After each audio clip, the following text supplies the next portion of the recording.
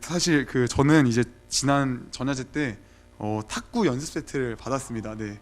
그때 받아가지고 이제 설치를 해서 해보니까 이걸 연습하다가는 그 철대 있잖아요. 그 철대랑 제 이 척추랑 교환을 해야 될 것 같아가지고 그냥 과감하게 다시 집어넣고 네 한쪽에 방치해 놨습니다. 네. 전야제 때는 이제 민정 선생님께서 선물을 집어주셔가지고 이 선택권이 없었는데, 만약에 전야제 때 선물을 직접 고를 수 있다면 우리 선생님께서는 과연 어떻게 생긴 선물을 뽑고 싶으신가요? 네. 일단 한번 제가 몇 가지 사진을 좀 가져왔는데 한번 첫 번째 사진 한번 보여주겠어요? 네, 첫 번째 사진입니다. 첫 번째 사진의 선물들이 굉장히 포장이 잘 되어 있고 이쁘고 정갈하게 되어 있습니다. 네, 또 이제 두 번째 사진 한번 보여주겠어요? 네, 이게 뭐냐면 신문지입니다. 네, 신문지로 대충 감아져 있습니다. 누가 봐도 성의가 없고 그냥 시간 없어서 대충 구겨서 포장을 한 것 같습니다. 이렇게 두 부류의 선물들이 진열이 되어 있습니다. 만약 여러분이라면 어떤 선물을 가져가실 것 같습니까? 1번입니까? 아니면 2번입니까? 네, 1번입니다. 네, 갑자기 뭐 신문지 가져오겠다 하시면 이거 굉장히 곤란해져서 이 설교 진행이 안 됩니다. 다행히 1번이라 해주셨습니다. 네. 자, 그런데 1번 선물을 가져갔는데 뭔가 느낌이 쎄합니다. 뭔가 박스가 생각보다 너무 가벼워요. 흔들어도 아무 소리도 나지 않습니다. 그래서 급히 자리로 돌아가서 선물을 까봤더니 역시나 사진 한번 보여주겠어요? 박스가 빈 박스인 겁니다. 반면에 어거지로 신문지로 포장된 선물을 가져온 사람이 갑자기 막 소리를 지릅니다. 와! 막 소리를 지릅니다. 왜 소리를 지르나 싶어서 봤더니 와우, 그 신문지 안에는 무엇이 있었을까요? 반짝이는 다이아가 있었던 겁니다. 네, 정말 이 신문지로 감싸져 있던 다이아였습니다. 여러분, 선물이 중요한가요? 아니면 포장이 중요한가요? 그쵸, 네, 선물이 더 중요합니다. 포장이 아무리 막 휘황찬란하게 잘 되어 있다고 한들 그 안에 선물이 없으면은 어떻게 그게 선물 박스일 수 있습니까? 그냥 이쁜 박스입니다. 겉이 휘황찬란해도 선물 박스라면 자고로 그 안이 텅 비어 있으면 그건 아무 소용이 없습니다. 예수님 당시 종교 지도자들 바리새인들의 상태가 딱 이랬어요. 겉은 굉장히 휘황찬란한 어떤 그런 선물 박스 같아 보이고 그 안에 뭔가 굉장히 대단한 게 있을 줄 알았는데 막상 기대감을 갖고 까보니까 그 안이 텅 비어 있는 겁니다. 그래서 예수님께서는 오늘 본문에서 그런 종교 지도자들의 그 위선적인 모습을 구체적으로 너희가 이러이러하다라는 것을 고발하고 계시는 본문입니다. 특별히 예수님께서는 이들의 위선적인 모습을 두 가지로 정리해서 말씀하고 계시는데 3절 말씀을 보시면은 어떻게 기록되어 있죠? 3절 말씀을 같이 한번 읽어보겠습니다. 시작. 그러므로 그들이 너희에게 말하는 것은 무엇이든지 다 행하고 지켜라. 그러나 그들의 행실은 따르지 말아라. 그들은 말만 하고 행하지는 않는다. 네. 그들은 말만 하고 행하지는 않는다라고 기록되어 있습니다. 예수님께서 바리새인들의 위선적인 모습 중 하나가 무엇이라고 말씀하냐면은 행하지 않음이라고 말씀을 하고 계십니다. 여러분, 잠시 이걸 이야기하기 전에 잠깐 짚고 넘어가는 어떤 상식적인 부분들이 있습니다. 먼저 우리가 이 성경에서 바리새인이라고 하면은 굉장히 성경의 악역과도 같은 그런 존재잖아요. 그렇죠? 매일 예수님께 독사의 자식들아 하면서 욕을 먹고 매일 책망받는 존재가 바리새인이다 보니까 우리가 바리새인 하면 굉장히 부정적인 시선을 아무렇지 않게 갖는 때가 많이 있습니다. 그런데 사실 바리새파 사람들은 굉장히 대단했던 사람들입니다. 종교적인 열심을 떠나서 믿음이 굉장히 뛰어났던 그런 인물들입니다. 이스라엘이라는 나라가 약 주전 600년대, 정확히 말하면 586년에 완전히 멸망을 하였죠. 이때 이스라엘의 가장 중요한 무엇이 무너졌습니까? 하나님의 성전이 무너졌습니다. 예루살렘 성전, 솔로몬 성전이 무너졌습니다. 이스라엘 백성들에게 있어서 하나님의 이 성전이라는 것은 그들의 정체성과도 같았기 때문에 성전이 무너졌다라는 건 엄청난 일이었죠. 아무튼 이스라엘 백성들은 이방 나라의 포로로 끌려갔다가 몇 년 뒤에 다시금 고국 땅 이스라엘로 돌아왔죠. 70년 뒤에 돌아왔습니다. 그래서 70년 뒤에 돌아왔던 이스라엘 백성들이 고국으로 돌아왔을 때 가장 먼저 했던 일이 무엇이었죠? 바로 성전을 재건하는 일이었습니다. 성전 건축이었습니다. 자신들의 정체성인 하나님의 성전을 재건하는 일이었죠. 이들은 무엇을 원했기 때문에 하나님의 성전을 재건했던 걸까요? 이들은 아마 솔로몬 성전이 지어졌을 때에, 처음으로 지어졌을 때에 하나님의 그 임재의 영광, 이스라엘 너희와 내가 함께 하겠다는 어떤 그 임재의 영광을 기대하면서 그 성전을 재건했던 것 같습니다. 자, 그런데 돌아온 이스라엘 백성들이 성전을 완공을 했습니다. 그런데 그때에 어떤 일이 일어났죠? 조로였습니다. 조로. 뭔 뜻이냐면은 아무 일도 없었다입니다. 원피스를 꼭 보시기 바랍니다. 네, 성경을 안 읽으시면 원피스라도 꼭 보셔야 됩니다. 네, 원피스라도 보셔야 네 이렇게 소통이 될 것 같습니다. 네. 농담입니다. 네. 그래서 백성들이 이때 굉장히 실망을 많이 했습니다. 왜 성전을 재건하였음에도 왜 아무것도 바뀐 것이 없을까? 이런 상황 가운데서 누가 등장한 거냐면은 바리새파가 이때 등장을 한 겁니다. 우리가 하나님의 말씀 율법을 연구하여 지키자. 그러면 이걸 하면 과거의 그 영광, 하나님의 임재 영광을 우리가 맛볼 수 있고 하나님께서 우리에게 은혜를 베풀어 주실 거야 라는 어떤 그런 마음을 품고 이들이 율법 연구에 심취하기 시작했습니다. 그때 바리새파가 등장한 겁니다. 굉장히 좋은 취지죠, 그렇죠? 그런데 문제가 한 가지가 있었습니다. 이 바리새파에게는 문제가 한 가지가 있었는데 그것이 무엇이냐면 이들의 열정이 너무나도 과했다는 거예요.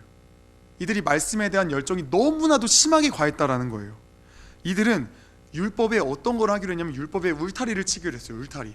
이것이 무슨 말이냐면 쉽게 예를 들어 설명해 볼게요. 저녁에 귀한 손님들이 오기로 약속이 되어 있습니다. 그래서 맛있는 음식을 사놔서 그거를 냉장고에 넣어놨습니다. 자, 그런데 한 가지가 걱정이 되는 게 있습니다. 그건 바로 어린 자녀들이 냉장고 문을 열어가지고 저녁이 되기도 전에 그 음식들을 빼먹을까 걱정이 되는 겁니다. 그래서 부모님이 아이들에게 한 말이 이거였습니다. 얘들아, 냉장고 문을 열지 말아라가 아니라 어떻게 말했냐면 얘들아, 너 부엌에 들어오면 혼나, 부엌에 절대 들어오지 마, 이렇게 이야기를 하는 겁니다. 여러분, 냉장고 문을 안 열면 되는데 그것마저 걱정이 돼서 아예 부엌 자체를 그냥 출입을 금지시켰습니다. 율법의 울타리를 둔다라는 것은 마치 이런 겁니다. 기존의 율법을 지키기 위해 좀 더 바운더를 넓혀가지고 좀 더 어렵게 만드는 겁니다. 더 하나 예를 들어드리면 이런 겁니다. 유대인들이 안식일을 지킵니다. 그렇죠? 그런데 그 안식일을 지키는데 유대인의 하루의 첫 날이 언제죠? 우리처럼 아침이면 하루가 시작된다 여겨지나요? 유대인들의 아침의 시작은 저녁입니다. 그래서 저녁에 해가 지기 전까지는 집에 들어가서 쉬어야 됩니다. 그래야 안식일이 그때부터 시작이 됩니다. 그런데 만약에 저녁에 이렇게 막 땔감을 얻으려고 나무를 짱짝 패고 있는데 해가 갑자기 빠르게 지면은 그는 안식일을 범하게 되는 겁니다. 그쵸? 그럴 경우에 이들이 어떻게 했냐면은 자, 산에 저 산 꼭대기가 있지, 저 산 꼭대기에 한 15cm 위에 해가 저기 떠 있으면 그때부터 빨리 들어가야 돼. 이렇게 율법의 울타리를 쳐 둔 겁니다.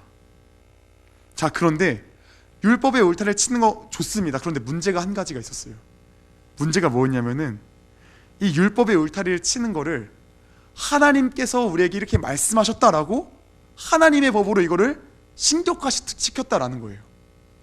그러니까 이렇게 말하잖아요. 이들이 율법에 잘 지키게 하려 율법의 울타리를 둔 건데 백성들이 우리들이 이 율법을 만들었다고 하면은 백성들이 그걸 지킬까요? 안 지키죠. 그러니까 이들이 아이디어를 짜낸 겁니다. 이거는 모세가 시내산에서 하나님께 율법을 받을 때에 모세가 하나님께 구전으로 입으로 율법을 받았다. 그래서 이 율법을 하나님께서 기록하지 말고 너희가 자손 대대로 제사장들에게 입으로 전해 주어라 라고 짜맞춘 겁니다. 그래서 이 율법을 뭐라 하냐면은 입에서 입으로 전해졌다 하여 구전율법이라 합니다. 구전율법. 자, 하나님께서 우리에게 이 율법을 주셨는데 구전율법을 주셨는데 우리가 그동안은 말 안 했어. 그런데 요즘 시대가 너무 악하다 보니까 우리가 드디어 이 비밀의 율법을 드디어 꺼냈어. 자, 이제 백성들 너희가 이걸 잘 지켜야 돼 라고 이야기를 한 겁니다. 그래서 성경을 읽다 보면은 혹시 이 말 혹시 들어보셨나요? 이 단어를 장로들의 전통이라는 말 들어보셨나요? 장로들의 전통? 장로들의 전통이라는 말이 있는데 그 말이 바로 이겁니다. 구전율법을 의미하는 겁니다. 이렇게 구전율법까지 하나님의 율법에 포함하다 보니까 이스라엘 백성들이 지켜야 하는 율법의 가지수가 많아졌을까요? 아니면 적어졌을까요? 굉장히 많아졌어요. 율법의 개수가 당대 몇 개였다고요? 613개였다고요. 율법을 지키는 게 이전보다 훨씬 더 어려워진 겁니다. 사람의 손길, 이 구전율법이 딱 된 것부터 이미 율법의 정신이 상실되어 버린 겁니다. 왜 하나님께서 율법을 지키라 말씀하시는 거죠? 율법이 어디서부터 나온 거죠? 율법은 나온 건 십계명을 잘 공부하다 보시면은 그 십계명의 그 근원이 사랑과 은혜와 긍휼로부터 시작된 겁니다. 그런데 이런 정신들이 전부 다 상실되어 버린 겁니다. 전부 다. 그래서 예수님께서 뭐라고 말씀하시냐면 4절 말씀에 나와 있습니다. 같이 한번 4절 말씀을 읽어보겠습니다. 시작. 또 무거운 짐을 묶어 사람의 어깨에 지우되, 이 무거운 짐이라는 게 바로 구전율법을 뜻합니다. 장로들의 전통을 의미하는 겁니다. 그런데 참 재미난 거는 바리새인들조차도 이 율법들을 잘 지키지 않았다라는 거예요. 이들은 자신들의 율법들을 지켜야 된다라고 말은 하지만 정작 자신들은 율법을 지키지 않았으며, 혹여나 누군가 율법을 지키지 않는 것이 눈에 띄기만 하면 그를 정죄하기 바빴습니다. 우리가 복음서를 보면 바리새인들이 얼마나 많이 정죄를 합니까? 마태복음 15장 2절 말씀을 같이 한번 보겠습니다. 한번 같이 읽습니다. 시작. 당신의 제자들이 어찌하여 장로들의 전통을 범하나이까? 떡 먹을 때에 손을 씻지 아니하나이다. 레위기에 부정해지면 손을 닦으라는 그 말씀이 있습니다. 그러니까 장로들의 전통으로 이걸 확대시켜서 너희가 밥 먹기 전에 손을 씻으라라고 말을 하는 거예요. 그래서 장로들의 전통이 이런 거예요. 왜 너희는 떡 먹을 때 손을 씻지 않는 거야? 라고 정죄를 하는 겁니다. 율법의 본질이 하나님 사랑, 이웃 사랑인데 바리새인들에게서는 하나님 사랑과 이웃 사랑을 찾아볼 수 없습니다. 그들은 말만 하고 행함이 없는 그런 믿음입니다. 야고보서는 이러한 믿음을 어떤 믿음이라 이야기를 하죠? 죽은 믿음이라 이야기를 합니다. 한번 야고보서 2장 14절부터 17절 말씀 같이 한번 또 읽어보겠습니다. 함께 읽습니다. 시작. 나의 형제자매 여러분, 누가 믿음이 있다고 말하면서도 행함이 없으면 무슨 소용이 있겠습니까? 그런 믿음이 그를 구원할 수 있겠습니까? 어떤 형제나 자매가 헐벗고 그날 먹을 것조차 없는데 여러분 가운데서 누가 그들에게 말하기를 평안히 가서 몸을 따뜻하게 하고 배부르게 먹으십시오 하면서 말만 하고 몸에 필요한 것들을 주지 않는다고 하면 무슨 소용이 있겠습니까? 이와 같이 믿음에 행함이 따르지 않으면 그 자체만으로는 죽은 것입니다. 아멘. 입으로는 정의와 사랑을 외치나 믿음을 부르짖으나 정작 이웃이 필요한 것이 있을 때 그저 가만히만 있다면 그것이 어찌 살아있는 믿음이라 말할 수 있겠습니까? 바리새인들의 믿음은 죽은 믿음이었습니다. 죽은 믿음. 자, 두 번째로, 첫 번째는 예수님께서 행함이 없는 믿음을 말씀하셨고, 자, 두 번째로는 예수님께서는 바리새인들의 그 위선적인 모습을 또 무엇이라 말씀하냐면 외식이라 말씀하세요. 외식. 본문 5절 말씀을 또 같이 한번 읽겠습니다. 화면 보고 같이 읽을게요. 시작. 그들이 하는 모든 일은 사람들에게 보이려고 하는 것이다. 그들은 경문곽을 크게 만들어서 차고 다니고 옷술을 길게 늘어뜨린다. 자, 여기서 경문과 옷술이 무엇이냐면 먼저 사진을 보고 한번 보겠습니다. 화면 한번 넘겨주시겠어요? 옷술이 무엇, 여기서 경문곽과 옷술이 무엇이냐면, 자, 일단 경문곽은 바로 저기 저 아이가 차고 있는 팔과 그리고 머리에 어떤 상자 같은 거 혹시 보이시나요? 상자. 네, 저 상자 안에 무엇이 있냐면 바로 양피지에 말씀이 적혀져 있습니다. 그 양피지를 접어가지고 저 상자 안에 넣어놓은 겁니다. 그래서 신명기 6장에 보면은 너희가 이 말씀을 뭐 계속 묵상을 하지 않습니까? 거기에 저 경문이 바로 나옵니다. 저게 바로 경문곽입니다. 저 상자 안에다가 성경 구절을 읽고 틈이 나면 계속 그 말씀을 꺼내 읽는 겁니다. 자, 그리고 그 다음에 옷술 한번 보여주시겠어요? 옷술. 네, 옷술이 무엇이냐면 저 밑에 어떤 옷 트여진 어떤 4개의 실 같은 거 보이시나요? 네, 저 4개의 실 같은 거 보이시죠? 저게 바로 옷술입니다. 저 옷술이 뜻하는 게 뭐냐면은 옷술이라는 건 백성에게 하나님의 계명에 순종하여 거룩해질 것을 상기시키라는 어떤 그런 역할이에요. 다시 말해서 하나님의 계명에 순종하여 거룩해질 것. 너희가 이 옷술을 볼 때마다 하늘을 떠올려라. 너희는 이 땅의 백성이 아니라 하늘 백성이다. 이걸 뜻하는 겁니다.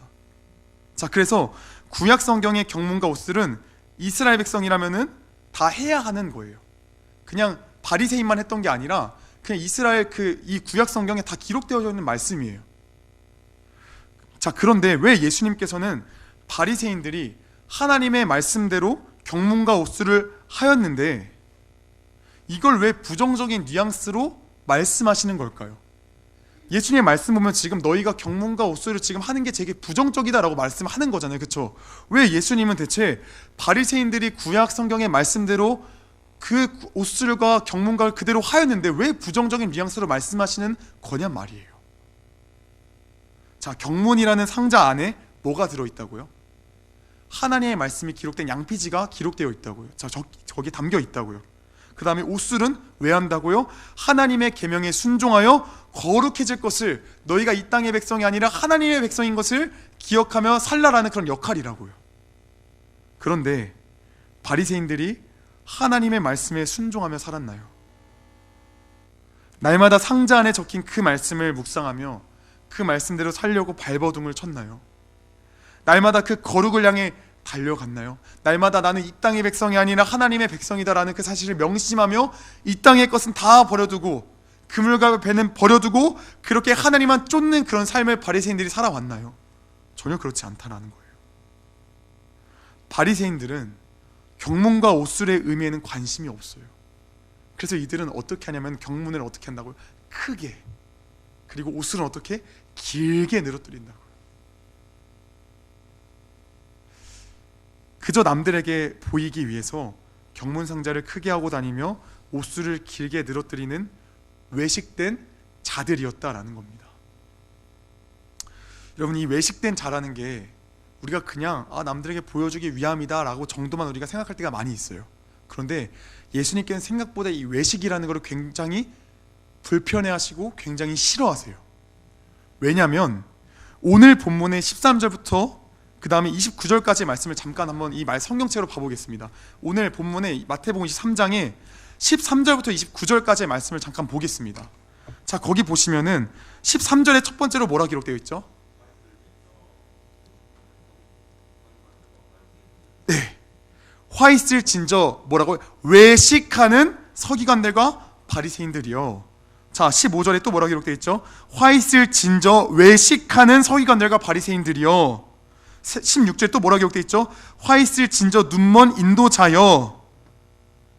또 있습니다. 그 뒤에 23절에 보면은 화 있을 진저 외식하는 서기관들과 바리새인들이여. 25절에 화 있을 진저 외식하는 서기관들과 바리새인들이여. 27절에 화 있을 진저 외식하는 서기관들과 바리새인들이여. 29절에 화 있을 진저 외식하는 서기관들과 바리새인들이여. 몇 번이나 이 외식이라는 게 등장하냐면 7번이나 등장을 합니다. 그래서 이 말씀을 제가 묵상했을 때 이 외식하는 서기관들과 바리새인들이 하게 되어지는 그 완고함과 그 외식이 무엇인지에 대해 낱낱이 기록되어져 있어요. 나중에 이 말씀을 집에 가서 한번 묵상해 보세요. 철저하게 다 기록되어져 있어요. 예수님께서는, 하나님께서는 이 외식을 정말 극도로 싫어하세요. 너무나도 싫어하세요. 그런데 바리새인이 어떤 자들이었다고요? 외식하는 자들이었다고요. 본문 6절부터 7절 말씀을 같이 한번 또 한번 읽어보겠습니다. 본문 6절부터 7절 말씀 같이 한번 읽겠습니다. 시작. 그리고 잔치에서는 윗자리에, 회당에서는 높은 자리에 앉기를 좋아하며 장터에서 인사받기와 사람들에게 랍비라고 불리기를. 저 가장 맨 앞에 접속사가 뭐가 붙어 있죠? 그리고라고 되어 있죠. 이 말의 뜻이 무엇이냐면 5절과 6절이 연결된다는 뜻이죠. 따로 분리됐다는 게 아니라 연결됐다는 뜻이죠. 5절에 뭐라고 나와 있죠? 5절에 예수님께서 무엇을 싫어한다 말씀하시죠? 외식하는 걸 싫어한다 말씀하시죠. 너희 외식하는 자들아라고 말씀하시잖아요. 그렇죠? 5절 말씀을 다시 한번 보겠습니다. 5절 말씀에 그들의 모든 행위를 사람에게 보이고자 하나니, 그리고 나서 6절에 그리고 잔치의 윗자리와 회당의 높은 자리와 앉는다라고 말을 합니다. 이것이 무슨 뜻이냐면은 외식하는 그 외식을 위하여서 잔치에서 윗자리에도 앉고 회당에서 높은 자리에도 앉고 장터에서 인사도 받고 사람들에게 랍비라 불림 받기도 원한다라는 겁니다. 뭐 때문에요? 사람들에게 보여지기 위함이에요. 사람들에게 보여지기 위해서요. 낮아지면 사람들 눈에 띕니까? 띄지 않습니다. 띄지 않습니다. 제가 중학교 때, 제가 학창시절 때 한창 사춘기가 좀 심할 때, 한창 중2병이 정말 극도로 심할 때 저한테 어떤 그 지론이 있었어요. 뭐냐면은 좋아하는 여자의 앞에서 막 날뛰지 않겠다. 오히려 정말 잠잠하게 근엄한 척 하겠다라는 게 저의 중2병 지론이었습니다. 그래서 조한의 앞에서 항상 침묵을 유지했습니다. 그런데 저는 그게 먹히는 줄 알았어요. 그런데 돌아보니까 그 여자는 저를 기억도 못 하더라고요. 그렇더라고요. 낮아지면 눈에 안 띄어요. 눈에 안 띕니다. 높아져야만, 말이 많아야만, 무언가 좀 대단해 보여야만 사람들이 모두 다 나만 주목하게 됩니다. 이 사실을 바리새인도 너무 잘 알았어요. 그래서 잔치에 가면 어디 앉았다고? 높은 자리에 앉고, 회당에 가서도 높은 자리에 앉고, 절대 밑에 자리로 가지 않으려 했어요. 왜요? 사람들에게 보이기 위하여서, 외식하기 위하여서. 그래서 바리새인들은 늘 외식된 삶을 살았습니다. 사랑하는 여러분, 바리새인의 모습이 어떠합니까? 제가 잠깐 또 다시 정리해 드릴게요. 첫 번째, 두 번째 다시 정리해서 또 말씀드릴게요. 하나님의 말씀을 왜곡하여서 613개의 율법이나 만들어 놓고 자신들이 지키지도 않은 그 율법들을 다 지키라 말하면서 백성들의 그 어깨에 무거운 짐을 지우고, 그것을 못 지키면 너희는 죄인이라 하며 정죄하고 비난하고 아예 그냥 죄인이라 아예 못 박아버리고, 또한 자신들은 높아져야겠으니까 경문상자를 크게 만들어 메고 다니고 옷수를 길게 늘어뜨리며 사람들에게 인정받기 위해 항상 잔치에서는 윗자리에, 회당에서는 높은 자리에 사람들에게 랍비라고 인사받기를 좋아했어요. 바리새인들은 이렇게 외식된 자들이었어요. 자, 이런 바리새인의 모습이 혹시 어떻게 보이십니까? 어떻습니까? 이런 바리새인들의 모습이 어떻게 보이시나요? 멀쩡해 보이시나요? 아니면 굉장히 좀 추해 보입니까? 굉장히 완악해 보입니까? 아니면 좀 선해 보입니까? 완악해 보이지 않습니까? 좀 너무하지 않습니까? 해도 너무하지 않습니까? 그런데 우리는 어떠한가요? 나는 어떠한가요? 우리에게서는 이러한 모습을 찾아볼 수 없습니까? 여러분, 왜 바리새인들이 행함이 없는 믿음으로, 외식하는 모습으로 살아왔습니까? 이건 다른 게 아닙니다. 바리새인들이라서 그런 게 아니라 이건 나 자신이 하나님이라 착각하며 살아가는 모든 인간에게 나타나는 반응입니다. 우리는 행함이 없는 믿음을 참 많이 갖고 있습니다. 아담과 하와가 선악과를 따먹었습니다. 그리고 그때부터 불순종의 역사들이 일어나기 시작했습니다. 말로는 순종하기 참 쉽습니다. 그러나 우리 인간의 그 모든 죄악된 역사들은 불순종의 연속이었습니다. 말은 알겠습니다 하지만 뒤돌아서 하지 않는 게 우리의 모습입니다. 사실 이러한 모습은 가정에서부터도 많이 나타났죠. 유소봐, 가서 좀 빨래 좀 널어라. 엄마 나 진짜 게임 한 번만 하고 갈게 진짜로 하면서 1시간이 흐르고 2시간이 흐르고 너 언제 할 거야 한다며 3시간이 흐르고 4시간이 흐르고 결국 엄마가 놉니다. 우리는 가정에서부터 우리는 불순종의 모습들이었고 하나님한테는 늘상 불순종의 모습들이었습니다. 또 외식하는 건 또 어떻습니까? 나 자신이 하나님인데 나 자신의 명예를 시주하면 안 되잖아요. 그렇죠? 그래서 사실 제가 제 입으로 저는 바리새인 같은 존재입니다 라고 말을 할 때는 괜찮은데 남이 저한테 이 바리새인아 이러면은 이제 기분이 막 나빠져요. 기분이 나빠져요. 누군가 저에게 어떤 막 지적을 하고 막 너는 이래 너는 정말 이래 넌 너무 죄인이야 이러면 굉장히 막 기분이 나빠집니다. 우리의 죄성은 우리의 생각보다 굉장히 추하고 굉장히 악합니다.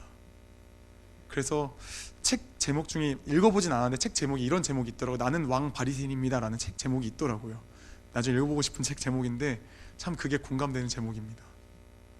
참 우리는 바리새인과 같은 그런 자들입니다. 우리의 심성이 참 그렇게 완악하고 완고합니다. 예수 믿기 전에 참 그렇게 살아왔습니다. 그런데 우리가 어떻게 구원받게 되었습니까? 우리가 그런 자들인데 우리가 어떻게 구원받게 되었습니까? 우리가 뭔가 바리새인과는 다르게 뭔가 좀 예수님 앞에서 뭔가 좀 믿음을 뭔가 좀 순종을 해서 아니면은 뭔가 좀 외식을 좀 덜해서 외식하는 삶을 보이지 않아서 우리가 그래서 구원받았습니까? 그렇지 않습니다. 우리는 그저 그 은혜를 거둬 받았습니다. 그냥 그 예수가 믿어졌습니다. 그래서 우리는 그 은혜를 거저 받았습니다. 요한복음 13장 1절 말씀을 같이 한번 좀 읽어보겠습니다. 한번 같이 읽습니다. 시작. 유월절 전에 예수께서는 자기가 이 세상을 떠나서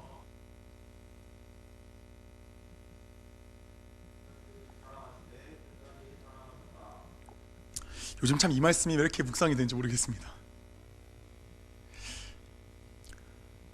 이렇게 철천지 죄인인 저를, 죄인인 우리를 그 은혜로 살려주셨습니다.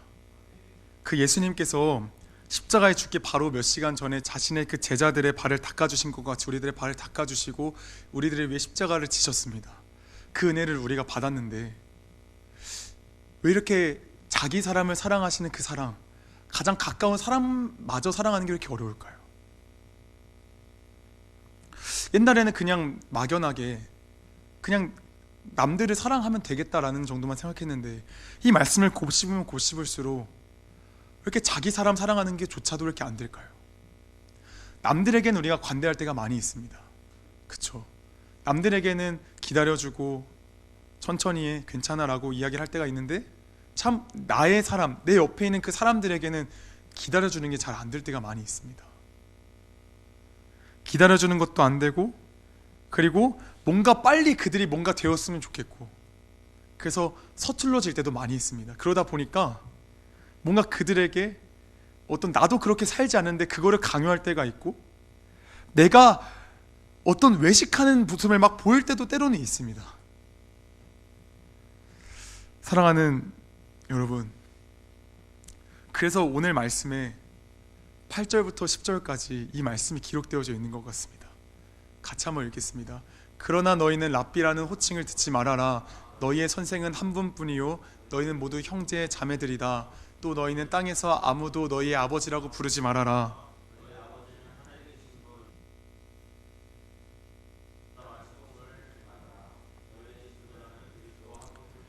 이 구절을 한 키워드라면 무엇이라 할 수 있을까요? 관계라고 저는 생각합니다. 관계. 예수님께서 지금 너희의 선생, 너희의 아버지, 너희의 지도자가 다 누구라고 하시죠? 예수님과 하나님이라고 말씀하십니다.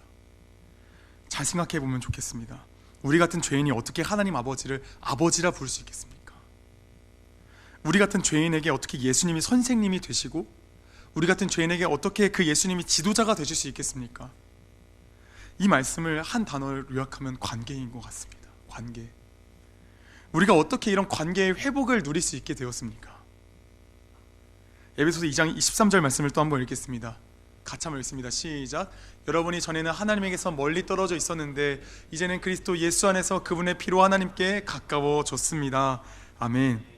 예수님의 십자가 은혜로 말미암아 그분을 믿기만 하면 그리스도 예수 안에서 그분의 피로 말미암아 하나님과 가까워졌습니다.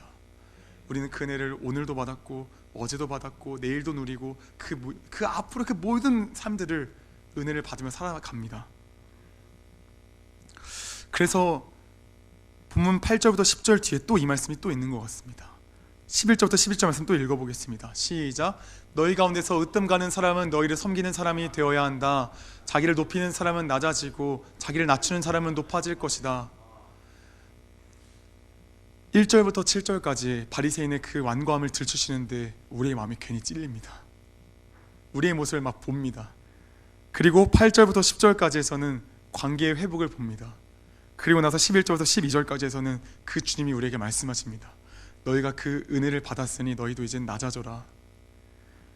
너희도 이젠 좀 낮아져라. 높아지려 하지 말고 좀 낮아져라 말씀하십니다. 사랑하는 우리 선생님들, 학생들을 사랑하는 것 사실 저는 잘 되는 것 같습니다. 그런데 이상하게 나의 사람들을 사랑하는 건 잘 안 되는 것 같습니다. 저는 그렇습니다. 항상 여기서 뭔가 은혜 충만해서 막 집에 돌아가면은 괜히 마음이 앞서가지고 막 이걸 막 오늘 이런 은혜를 봐서 하는데 마음이 막 조급하다 보니까 때로는 화가 날 때도 있고 때로는 조급해져서 막 성급해질 때도 있고 외식할 때도 있고 참 그러는 것 같습니다. 사랑하는 성도님들, 그러나 우리는 다시금 또 십자가를 보게 됩니다. 그런 우리임에도 불구하고 예수님께서 우리를 위해 십자가에 지셨습니다. 그래서 우리는 오늘도 다시금 용기를 내서 자기 사람들에게 나아갑니다. 그 사람에게 나아가서 오늘도 잠깐 또 참고 인내하면서 십자가의 은혜를 그들에게 나눠줍니다. 그래서 오늘의 말씀은 학생들에게 포커싱이 아니라 우리 각자의 영역입니다. 학교일 수도 있고, 저밖에 없네요. 학교는 저밖에 없네요. 학교일 수도 있고, 직장일 수도 있고, 가정일 수도 있고, 교회일 수도 있고, 어느 영역일지는 모르겠습니다. 그러나 우리 각자의 영역 가운데서 그 예수님의 그 사랑을 기억했으면 좋겠습니다. 자기 사람들을 사랑하시되 끝까지 사랑하신 그 사랑을 묵상하면서 날마다 발버둥쳤으면 좋겠습니다. 넘어질 수 있습니다. 그러나 그런 우리를 사랑하신 예수님의 사랑 기억하며 다시금 일어나서 끝까지 우리가 자기 사람 사랑하는 그 자리까지 나아가기를 소원합니다.